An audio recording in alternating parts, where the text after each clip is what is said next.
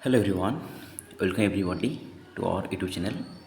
आज फिर से एक नई वीडियो लेकर आपके सामने में आ चुके हूँ। हमारी जो टॉपिक चल रहा था HPCL रिक्वायरमेंट को लेकर, उसी को हम आगे बढ़ाते हुए और एक वीडियो आपके सामने आज मेनली हम फोकस करेंगे। आपकी एग्ज़ाम स्ट्रेटेजी क्या होना चाहिए, आप कैसे उसका जो CBT व रिटन एग्ज़ाम कह सकते हो, आप उसको क्रैक कर सकते हो। ठीक है, उसके लिए थोड़ी मैं आपके साथ डिस्कशन करूँगा, तो ज़रूर हमारे साथ बने रहिए। तो चलिए वीडियो स्टार्ट करती हूँ। फर्स्ट ऑफ ऑल देख लीजिए, अभी रिसेंटली HPCL यानी हिंदुस्तान पेट्रोलियम कॉर्पोरेशन लिमिटेड का एक बहुत ही बड़ा वैकेंसी आ चुकी है। लगभग 186 वैकेंसी आपको यहाँ पे देखने को मिलेगा। ठीक है, अलग अलग का, डिप्लोमा का, ट्रेड का, अलग अलग कैंडिडेट का, और सबसे बड़ी बात यह है कि वो ऑल इंडिया वैकेंसी है। ठीक है, और फ्रेशर है। सबसे बड़ी बात फ्रेशर, क्योंकि ज़्यादातर PSU में फ्रेशर वैकेंसी नहीं निकलती है। ठीक है, ज़्यादातर आपको ICL देख लीजिए, BPCL देख लीजिए, उसमें आपको एक्सपीरियंस मांगा जाता है। क्यों?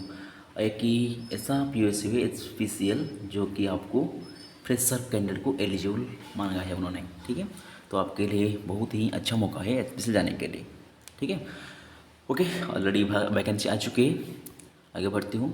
वो जो वैकेंसी आई है आपको पता होगी, वो पिसक रिफाइनर का वैकेंसी आया है, जो कि आंध्र प्रदेश में है।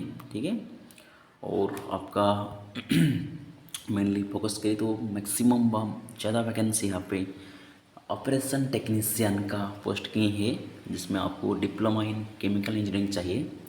उसी को हम आज उसके बारे में भी ज़्यादा फोकस करेंगे।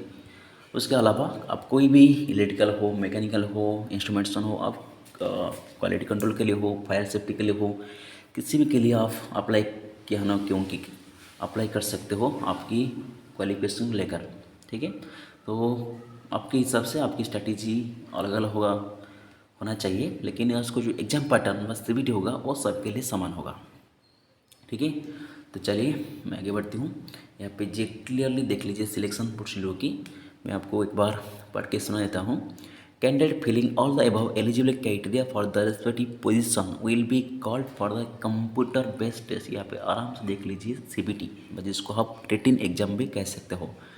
Computer based exam comparison of general aptitude and technical professional knowledge.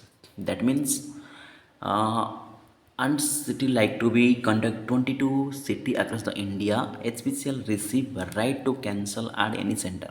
उस बात छोड़िए, कैंडिडेट में be call for computer based test any centre और ही चॉइस। ठीक है, आपको एक चॉइस देना पड़ता है। उसके चॉइस के अलावा भी आपको अलग अलग सेंटर को अभी पढ़ सकते हैं, एग्जाम देने के लिए जा सकते हो आप। ठीक है, वो स्पेशली ही डिसाइड करेगा। उसके अलावा candidate qualifying the CBT is called for skill test. ठीक है, तो फॉलो पर बात कर लीजिए, क्योंकि यहाँ पे आपकी जो सिलेक्शन मेथड जो बनेगा, आपकी 2 स्टेज में आपकी सिलेक्शन कराई जाएगा।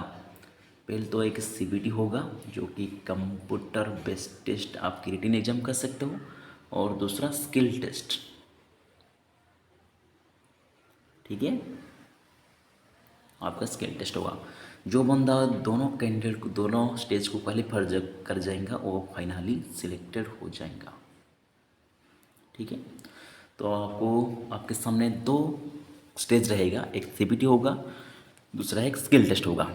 और एक ध्यान बात रखिए, वो जो स्किल टेस्ट होती है वो क्वालिफाइंग नेचर होती है। वो जो skill test is just qualifying nature होती है, उसमें कोई भी मार्क नहीं होती। मार्क सिर्फ और CBT का होती है। ठीक है, मैं दोबारा लिख देता हूँ आपके सामने।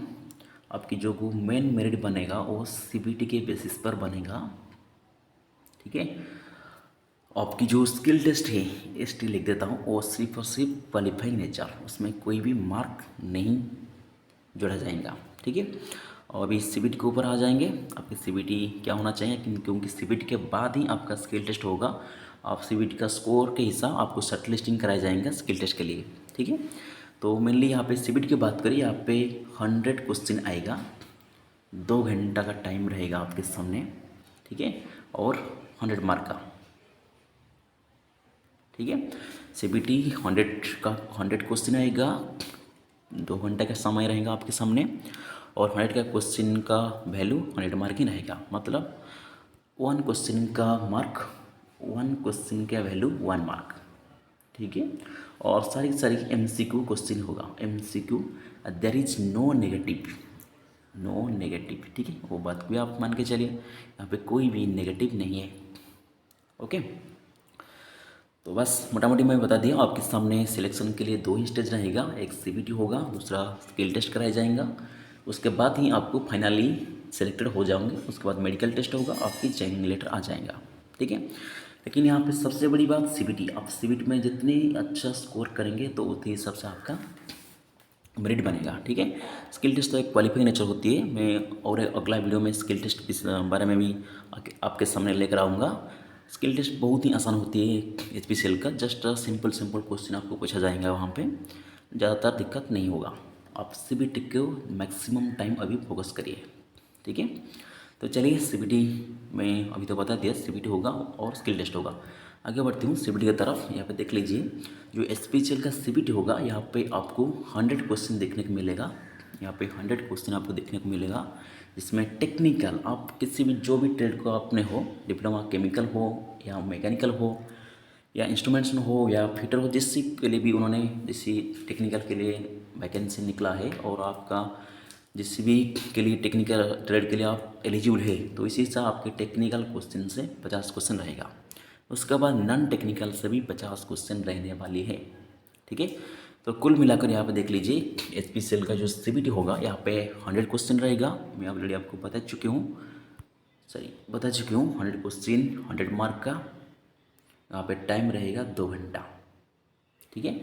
2 घंटे का टाइम में आपके सामने रहेगा, जिसमें टेक्निकल में 50 क्वेश्चन आएगा और नॉन टेक में 50 क्वेश्चन आएगा। बस टेक्निकल पार्ट तो आप सभी आप हिसाब से पढ़ लेंगे। टेक्निकल आपकी सब्जेक्ट है तो आप किसी हिसाब से पढ़ेंगे, वो तो आपके ऊपर डिपेंड करेंगे। सबसे एक ही बात को ध्यान रखिए, आप बेसिक जरूर पढ़ते रहिए, आपकी बेसिक से ही ज़्यादातर टेक्निकल क्वेश्चन बनेगा, ठीक है। बस दोबारा आप देख लीजिए, स्क्रीनशॉट भी ले सकते हो। आपकी जो HPCL CBT होगा, उसमें 100 क्वेश्चन रहेगा, जिसमें टेक्निकल का 50 क्वेश्चन आएगा और नॉन टेक का 50 क्वेश्चन आएगा, जिसके लिए आपको टाइम रहेगा 2 घंटा, ठीक है। 2 घंटे का टाइम रहेगा, ओके। वीडियो के बाद आपकी जो भी क्वेरी रहेगा आप कमेंट कर सकते हो, उसी हिसाब से हम अगली वीडियो बनाते रहेंगे, ठीक है। आगे बढ़ते हूँ। अभी टेक्निकल पर्सन को हम छोड़ देते हैं, क्योंकि आप तो आपके हिसाब से प्रिपेयर करेंगे। अभी नॉन टेक देख लीजिए, यहाँ पे नॉन टेक्निकल के लिए नॉन टेक पर्सन में आपका 50 क्वेश्चन रहेगा, जिसमें एप्टीट्यूड, जिसको हम मैथ कहते हैं, उसमें 15 क्वेश्चन आएगा, जिसका मार्क 15 होगा। Reasoning 15 question 15 mark, English 10 question 10 mark, general knowledge 10 question 10 mark. कुल मिलाकर यहाँ पे देख लीजिए 50 क्वेश्चन रहेगा नॉन टेक्निकल पार्ट से, जिसका वैल्यू रहेगा 50 मार्क, ठीक है। और टेक्निकल पर्सन तो आप 50 क्वेश्चन देखने को ज़रूर मिलेगा। जो भी आप इलेक्ट्रिकल हो, मैकेनिकल हो, आप जिससे भी ट्रेड हो, उसी ट्रेड से आपको टेक्निकल क्वेश्चन 50 देखने को मिलेगा, ठीक है। उसके अलावा नॉन टेक पर्सन में वही कैटेगरी, और कुछ पढ़ना नहीं है। आप एप्टीट्यूड, रीजनिंग, इंग्लिश, जीके, वही चार पर्सन में आपका 50 क्वेश्चन बन जाएगा, ठीक है। उसमें भी एप्टीट्यूड, रीजनिंग 15-15 क्वेश्चन आ रहा है, और इंग्लिश जनरल नॉलेज से 10 क्वेश्चन आ रहा है, ठीक है। आप किसी भी ट्रेड के लिए अप्लाई करना, क्योंकि नॉन टेक 50 क्वेश्चन रहेगा ही रहेगा। सभी ट्रेड के लिए आपको टेक्निकल 50 क्वेश्चन देखने को मिलेगा, साथ ही के साथ नॉन टेक्निकल भी 50 क्वेश्चन देखने को मिलेगा, ठीक है। तो आप टेक्निकल को तो अपने हिसाब से प्रिपेयर करना ही पड़ेगा। उसके बाद नॉन टेक में बता दिया आपको क्या क्या पढ़ना है, क्या नहीं पढ़ना है। जीके पर्सन थोड़ा आपके लिए डिफ़िकल्ट हो सकते हैं, क्योंकि आप टेक्निकल बैकग्राउंड से हैं, आप तो नॉर्मल कंपटीशन देते नहीं, ठीक है। तो आप रीजनिंग में आप आराम से कोर्स करते हैं, बहुत ईजी क्वेश्चन आएगा, और इंग्लिश में भी आप अच्छा खासा स्कोर कर सकते हो। लेकिन जीके में 5-6 ठीक कर दिया तो भी आप लिए बहुत ही फ़ायदेमंद होगा, ठीक है। बस अभी आपको सेफ स्कोर में बता रहा हूँ, आपको कितने कितने स्कोर टारगेट करके पढ़ने पड़ेगा। तो आप मान के चलिए, जो नॉन टेक पर्सन है, टेक्निकल से आप लगभग 45 प्लस मान लीजिए, ठीक है, 45 मान लीजिए। और नॉन टेक पर्सन में आप 40 स्कोर हो गई तो बहुत अच्छा होगा, ठीक है। तो कुल मिलाकर नॉन टेक में आप 45 प्लस स्कोर करना चाहिए, और टेक्निकल में 45 प्लस और नॉन टेक में 40 स्कोर कर दिया तो आपके लिए सिलेक्शन होगा, बहुत आसान हो जाएगा, ठीक है। बस इतने हिसाब से आपकी स्ट्रैटेजी तैयार होना चाहिए। टेक्निकल से 50 क्वेश्चन से आप 45 प्लस स्ट्रैटेजी बनाइए, और नॉन टेक में 40 टारगेट रखिए, वहाँ पे आप हो जाएगा। आप कुल मिलाकर 80 प्लस मार्क ले आए तो आपको स्किल टेस्ट के लिए बुलाया जाएगा ही जाएगा, ठीक है।